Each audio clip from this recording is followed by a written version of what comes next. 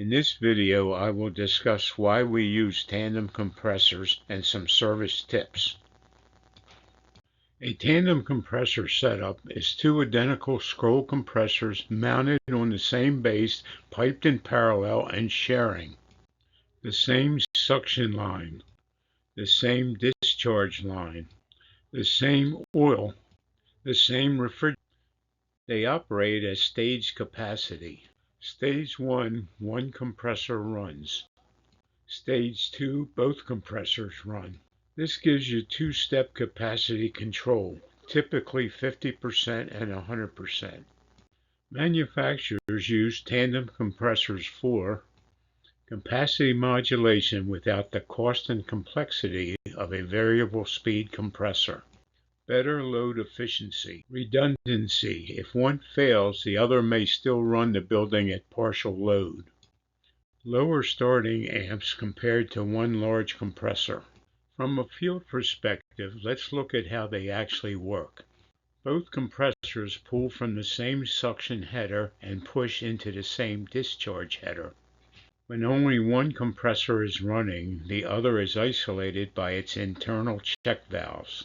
Each scroll has a discharge check valve, so the running compressor does not backfeed into the idle one. This is why a failed check valve will cause reverse rotation noise, hard starting, suction and discharge equalization problems. Oil must be managed to prevent all the oil accumulating in only one compressor. Oil equalization lines are used to maintain the same level of oil in both compressors. Sometimes an oil separator and an oil return are used. This is more common in larger rooftop units and split systems. Let's take a look at the staging logic.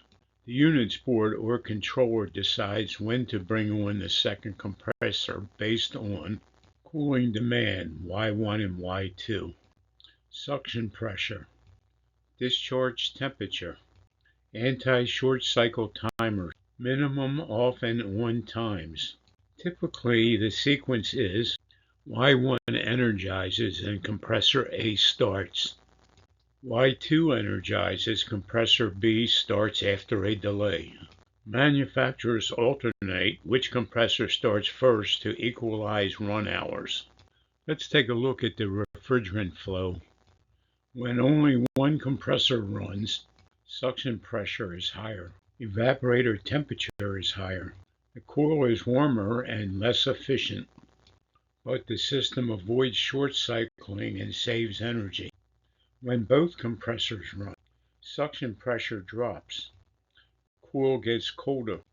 Total capacity increases. Efficiency improves. Symptoms of a tandem system working normally are: Stage 1, a mild suction drop and moderate head pressure. Stage 2, a larger suction drop and the head pressure rises. Smooth transitions between stages with no loud banging or equalization noises. There are some common problems, which are failed check valve, which leads to backflow and reverse scroll rotation. Oil imbalance, one compressor runs dry. One compressor short cycling due to control board issues. Uneven run hours, one compressor wears out early. Hard starting when only one scroll is healthy. A tandem system is basically two scrolls staged by Y1 and Y2 with the same board handling, anti-short cycle timers, lead lag rotation, safety lockouts, compressor interlocks, contactor sequencing. Let's look at the control board logic. With a call on Y1, the compressor A will start, or whichever is the current lead compressor. With a call on Y2, compressor B will start after a programmed delay of 5 to 30 seconds. With lead lag, the board alternates which compressor starts first every cycle or every 24 hours.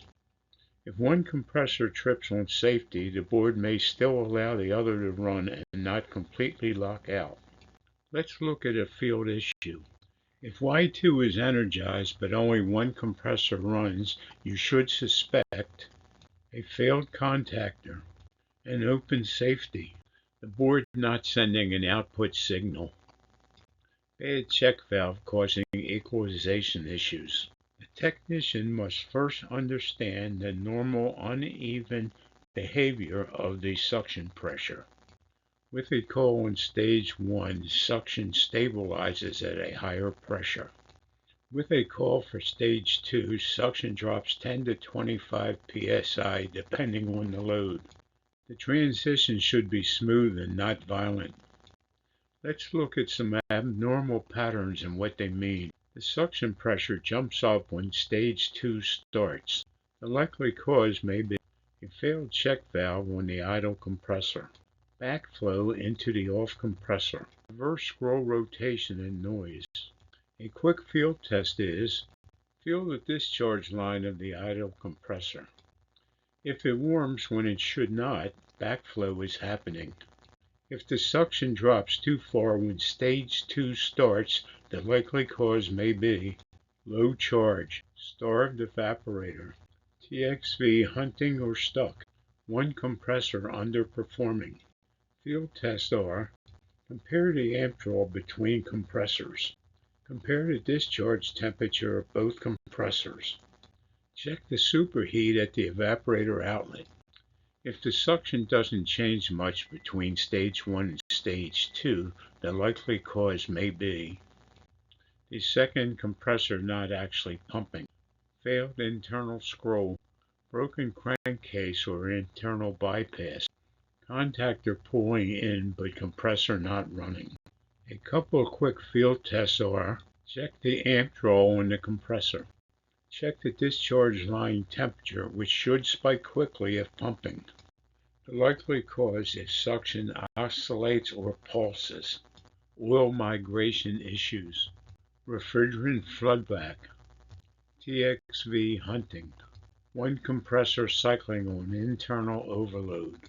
The field tests are, check crankcase temperatures, check for sweating shell, monitor amps for intermittent drops. Join me on Facebook at Certified HVAC Training, where we share training.